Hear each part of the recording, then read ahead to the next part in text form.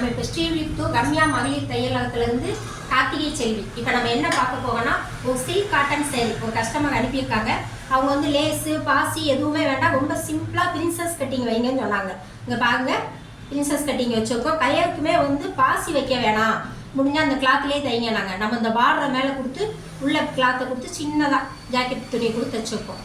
அதே மாதிரி தான் இந்த ப்ளவுஸும் அவங்களுக்கே தான் அனுப்பி விட்டுருந்தாங்க.